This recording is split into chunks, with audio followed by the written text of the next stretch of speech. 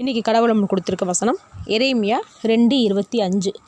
உன் கால் வெறுங்கால் ஆகாதபடிக்கும் உன் தொண்டை வறட்சி ஆகாதபடிக்கும் அடக்கிக்கொள் என்றால் நீ அது கூடாத காரியம், நான் அப்படி செய்ய மாட்டேன், அந்நியரை நேசிக்கிறேன், அவர்கள் பிறகே போவேன் என்கிறாய்.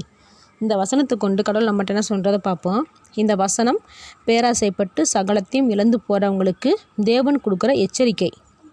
நம்மளோட கால்களில் பழைய செருப்பு போட்டு நடந்தாலும் பரவாயில்லை, நம்மளோட தொண்டை உமிழ் நீரை மட்டுமே விழுங்கி வறண்டு போகாத நிலைமையில் இருந்தாலும் பரவாயில்லை, அடுத்தவங்களை பார்த்து பேராசைப்பட்டு தவறான பாதைகளை தேர்ந்தெடுத்து இப்போ இருக்கிற பழைய செருப்பையும் உமிழ் நீரையும் இழந்து போய் ஒன்றும் இல்லாத மனுஷனாக ஆகிறாதுன்னு தேவன் சொல்கிறாரு.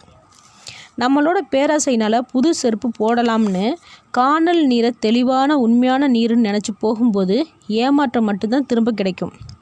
நம்மக்கிட்ட கொஞ்சமாக இருந்தாலும் நாம் பாதை தவறி போகாமல் இருந்தோம்னா அந்த கொஞ்சத்தை தேவன் நிறையாக்குவார். அந்நிய தேவர்களை வழிபடுறவங்க கிட்ட போய் உங்களுக்கு கவலை இல்லையான்னு கேட்டோம்னா எத்தனையோ கஷ்டங்களை சொல்லுவாங்க. அதே போல் கிறிஸ்தவர்கிட்டையும் கேட்டோம்னா அவங்களும் சொல்லுவாங்க, நிறைய கஷ்டங்கள் சொல்லுவாங்க. அப்போ யாராக இருந்தாலும் கஷ்டம் கவலை இல்லாத வாழ்க்கை இல்லை. அப்போ யார் உண்மையான கடவுள் நம்ம யோசிக்கலாம். எந்த கடவுள் நம்மளுக்கு கஷ்டத்தை தீர்த்து வைக்கும் அப்படின்னு சொல்லி யோசிக்கலாம். அந்நிய தேவனுக்கும் இயேசு கிறிஸ்துவுக்கும் இருக்கிற வித்தியாசம் என்னதுன்னா, யார் நிரந்தரமாக நம்மளோட பிரச்சனைகளை சரி செய்கிறாங்களோ அவங்க தான் உண்மையான கடவுள். கடவுள் ஒரு தடவை நம்மளோட பிரச்சனையை சந்திச்சார்னா மறு தடவை அந்த பிரச்சனையை நம்மக்கிட்ட வரவிட மாட்டார். அவங்க தான் உண்மையான கடவுள். மந்திரம் பில்லி சூனியம் பண்ணுறவங்க கூட எத்தனையோ விஷயத்த சரி பண்ணுறாங்க.